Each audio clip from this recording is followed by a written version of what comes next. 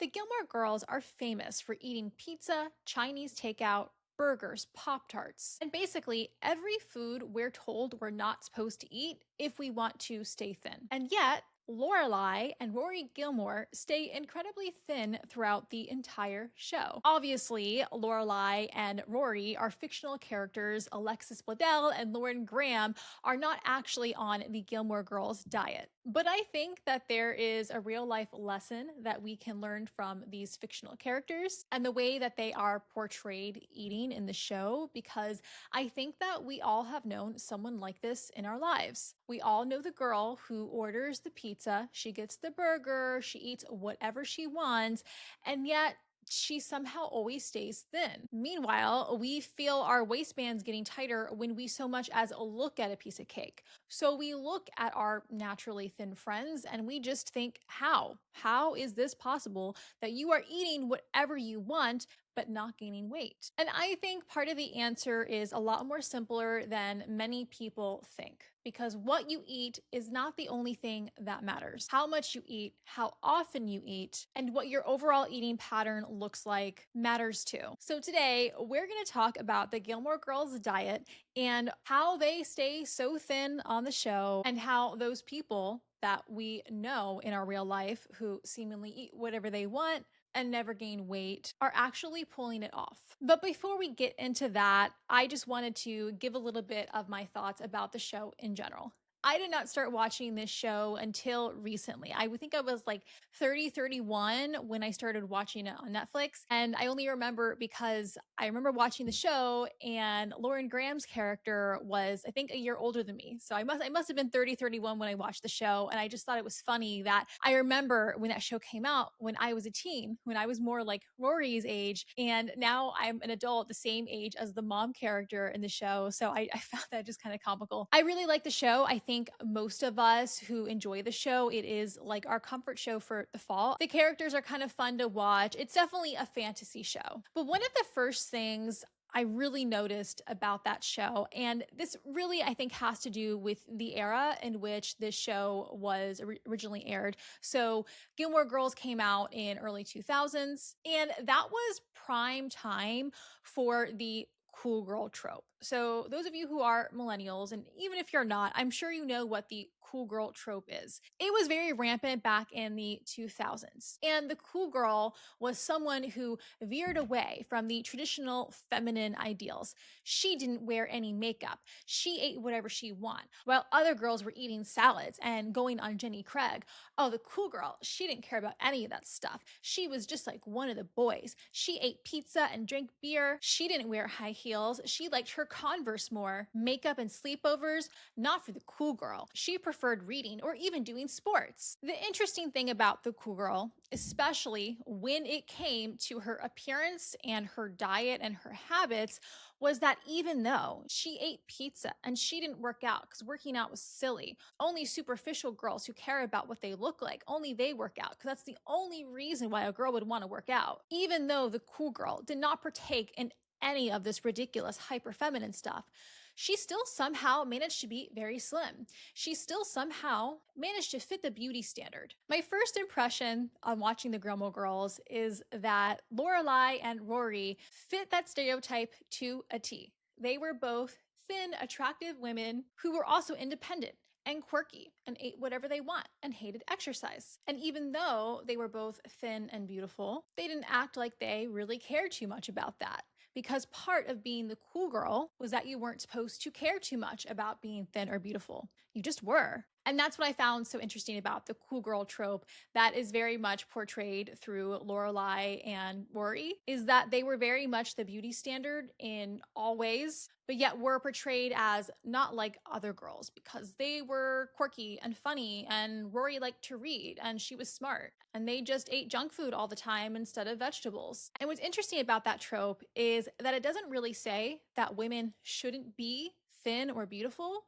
What it's saying is that the cool girl just wasn't supposed to appear like she was trying to fit the beauty standard. And I think that this has never gone away. Even though I think in modern times we have made fun of the cool girl trope and we're kind of over the not like other girls thing.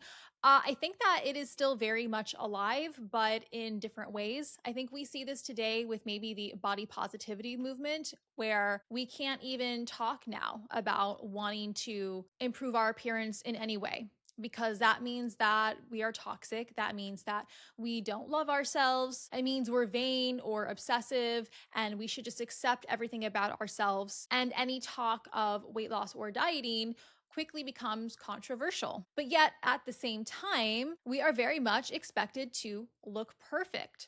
God forbid we don't look perfect. God forbid we gain weight. God forbid we don't get plastic surgery. And some of these same body positive people will point out that we look old or haggard. It really comes down to no matter what a woman does, we are damned if we do, damned if we don't. Care about our appearance, and we are dismissed as vain and toxic. Don't care about our appearance, and we are still attacked for it from everyone. So sometimes it feels like the expectation is look like you put effort into yourself, but don't let anyone see that you put effort into yourself. Be fit, but don't talk too much about being fit. Don't be proud or try to show off the fact that you are fit. Care about your appearance, but don't care about it too much. And I think the Gilmore Girls are such a perfect example of this, because Lorelai and Rory are portrayed as women who reject a lot of the stereotypical feminine ideals. They don't care about dieting and exercise. And Lorelai is an independent single mom. Rory prefers books over boys and dating. They are portrayed as modern women who have more going on for them in their lives than men. Yet the entire series pretty much centered around men and their partners and their boyfriend, but whatever. And then on that same note, in regards to body image, even though Rory was not like other girls and ate junk food and didn't care about exercise and all that, I do remember there was an episode where she reviewed a ballerina's performance and the ballerina was bigger. In her review, she gave some awful review where she made fun of the ballerina's weight. So I thought that was also interesting to put in the show, because I have seen examples of people like this in real life. In fact, I do like a whole series of like the thin girl, and specifically the thin girl who pretends she doesn't care about what she weighs or what she looks like, but actually she really does. It's more intentional than she wants you to believe. And even though she tells you, oh, love your body, don't work out, it doesn't matter what you look like, clearly it does. And clearly, as in the case of Rory, she does see the difference between their body size, and she does admit that one body size is preferable over another one. But obviously, Lorelai and Rory are fictional characters. The actresses who portrayed those characters, we have no idea what their actual routine looks like, or whether or not they were the cool girls who didn't care about their weight and diet. They're Hollywood actresses, so we know there was probably a lot more effort put into it than what they portray on the show. But the show is still a perfect example of the people that we know in real life, the people who eat whatever they want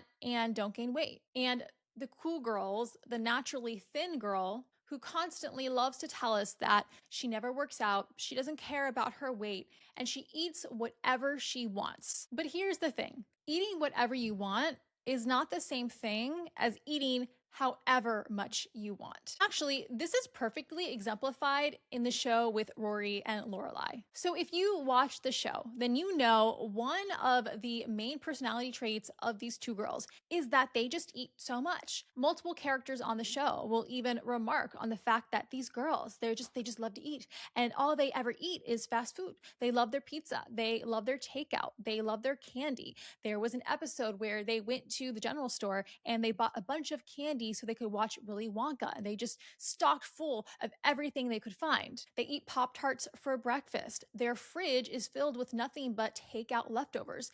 None of them cook because, cool girls don't cook. And almost every morning they go to Luke's Diner, where they order pancakes and bagels and burgers for dinner, and coffee. Coffee is a big part of their personality as well. What I always thought was funny about this particular theme in the show is that even in the show, they are portrayed as somehow magically thin girls.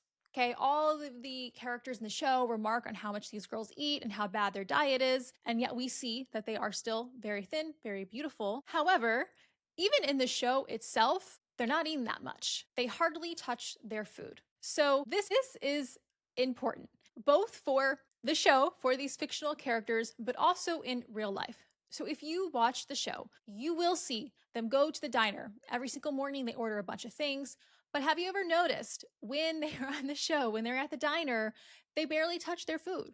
They maybe take a few bites, they sip their coffee, and then they're out the door. They leave most of their food untouched. This is in every single scene. Even the scene where they were eating a bunch of candy during the Willy Wonka show or whatever, you see them take like a couple bites of Twizzlers. There's more candy around them in their package than what they actually ate. Now, this is important because this mirrors real life people who eat whatever they want but don't gain weight. Now, obviously, this is a show. There are reasons why they don't eat the food. Some of the food might not even be real on set. That might be part of why they're not actually eating the food. Of course, but it's not far off from what happens in real life. I have seen this every single time with someone that has told me that they are naturally slim and that they don't know how they stay slim because they don't work out and they eat whatever they want. Well, most of the time that is true.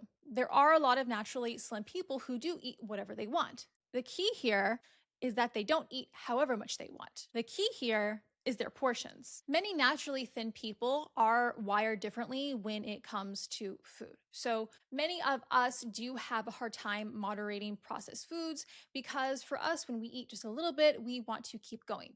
What I have noticed from my own observation with a lot of naturally thin people is that they don't have that same drive for food. So many of them do eat whatever they want. They eat the French fries, they eat the pizza, but it's a lot easier for them to stop when they're full. It's a lot easier for them to moderate. So I think this is where one of the biggest misconceptions comes from when we talk to or we see our naturally thin friend eating whatever they want. When they say, yeah, I eat burgers, I eat pizza, I don't watch my diet, I eat anything. We hear, I eat unlimited quantities of all of the above foods. But eating whatever you want and eating however much you want are very different. Because here's the thing, someone can tell you, yeah, I ate pizza on Monday. I ate ice cream the day before. Oh, and then I had chicken fries the next day. And then I had lasagna on Sunday. But what you don't know is whether they finished all of it, whether they ate the rest of the day, how frequently they snack, how active they are, and what their normal portion looks like. So when many of us hear, oh, I ate pizza yesterday. Well, if our portion size is eating 3, 4 slices of pizza and then some, we assume that that naturally skinny person, well, she must have also had 3 to 4 slices of pizza because that's a normal portion size for us. Their portion size is often a lot smaller than that. So when a naturally thin person says, no, I eat whatever I want and however much I want, technically they're not lying. And I don't think that they are lying intentionally for the most part. Some girls are like that, but that's a different video. But many naturally slim people do eat whatever they want and however much they want, but for them. Their idea of what eating a lot is very different than what our idea of eating a lot is. Because here's the thing, when it comes to weight loss or weight gain, it's not so much about what you eat in a single day versus what you eat over the period of a week or weeks or months. So you may see your friend chowing down on the cheesecake, even eating the entire cheesecake, and then maybe she has a few sips of her milkshake, and you think, wow, how does she do it? What you don't see is what she's eating the rest of the week. You don't see whether she's active or not. You don't see whether she's making healthier choices later that day or later in the week. And that's what really matters because one meal or one day doesn't really mean anything in the grand scheme of things. And I think that's a really important thing to understand is when you see your friends eating the same things that you are, or even eating worse things than you are, you're not seeing what they're eating or how much they're eating the rest of the week. Now, specifically when it comes to the Gilmore Girls on screen, we see them eating in almost every episode. And in almost every episode, they are ordering copious amounts of food. But here's the thing to remember. Ordering a bunch of food is not the same thing as eating a bunch of food. So if you go back and you watch the show, then you will see that most of the food does not make it to their stomach. Most of the food is left on the table, which I think is another important point. This is something I have noticed in my own observations, again, with naturally thin people that I have known. I remember specifically there was one friend I had in high school who always talked about how much she loved to eat and how much food she could eat, and she just ate all the time. She was also a very active athlete, right?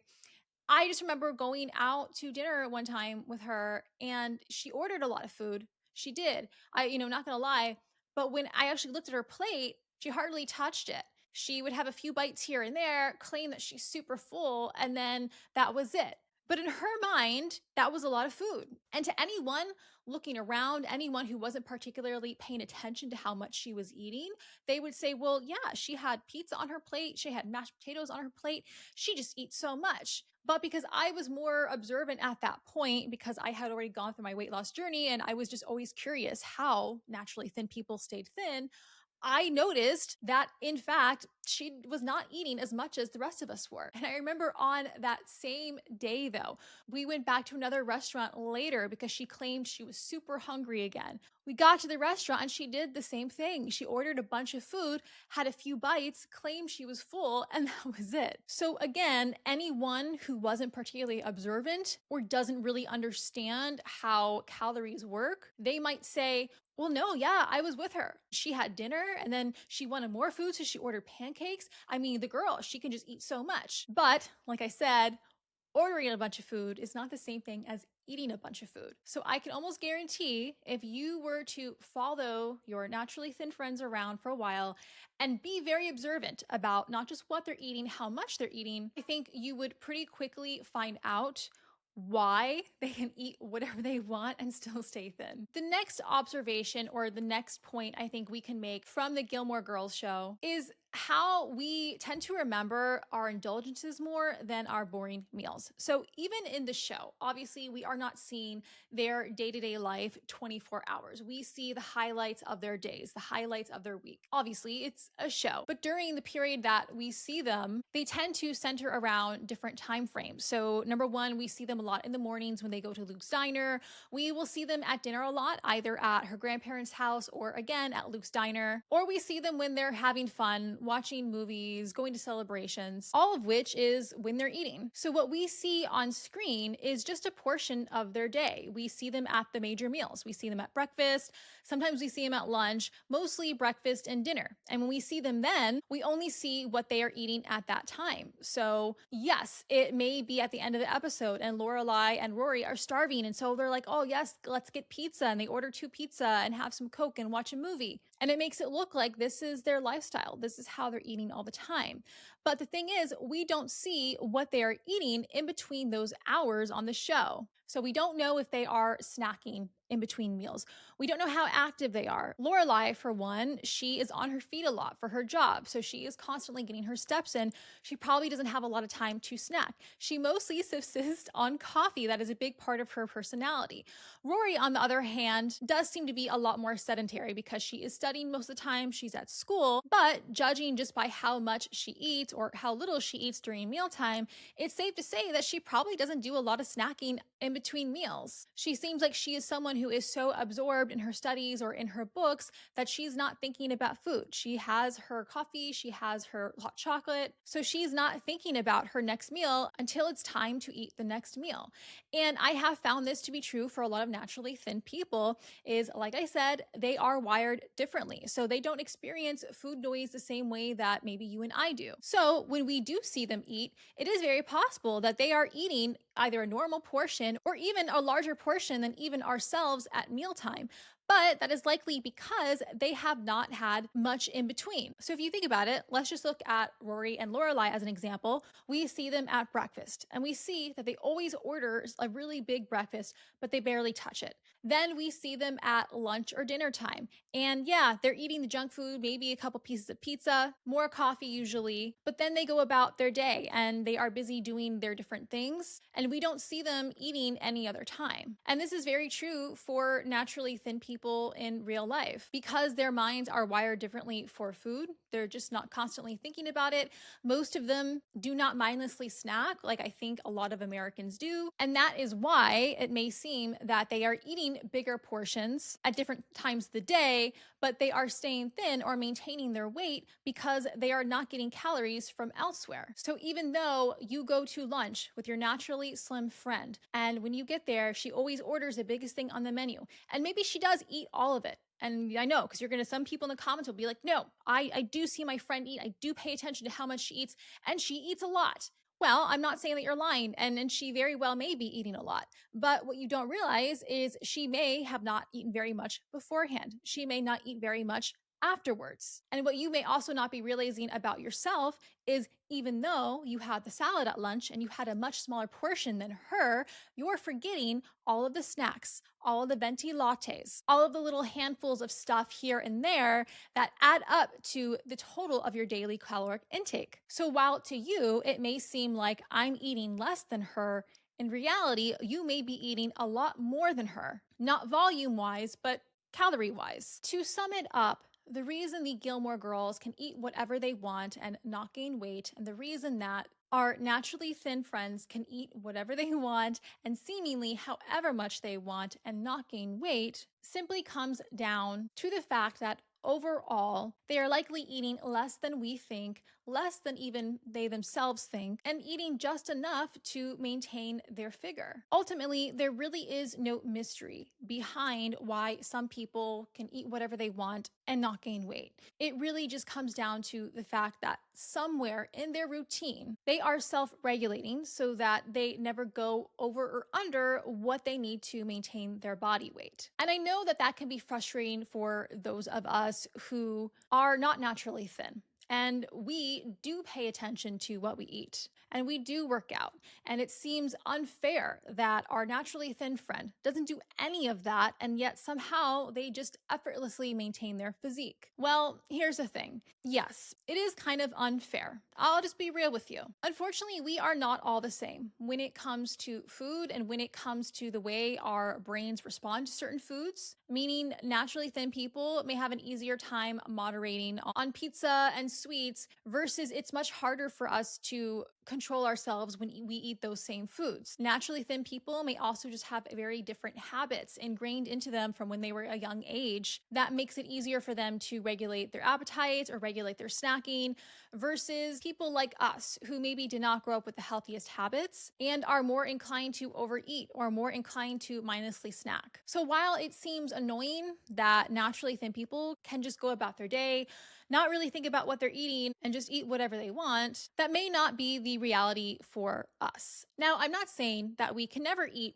that stuff. I'm not saying that we can never eat Pop-Tarts, that we can never eat pizza, and that we can never just enjoy ourselves. But what I am saying is that we will have to be more vigilant about it than our naturally thin friends. We will need to be more strategic about it because of our natural inclination to want to overeat. The first step, I believe, is really just being real with ourselves, really taking time to consider what we are eating, how much we are eating, and looking at our diets and our habits, not from just a daily standpoint, but from a weekly, monthly standpoint. Because eating light or eating well one day or even 2 days, or even 3 days doesn't mean anything if the rest of the week we are going off the rails. If we are not losing weight or if we are gaining weight, there is usually a reason behind it. And that reason is usually that we are eating more than we think we are. So accountability is the first step. But the good news is once you become accountable and you actually are realistic about how much you are consuming, you take the time to track, you take the time to understand your own body and its needs,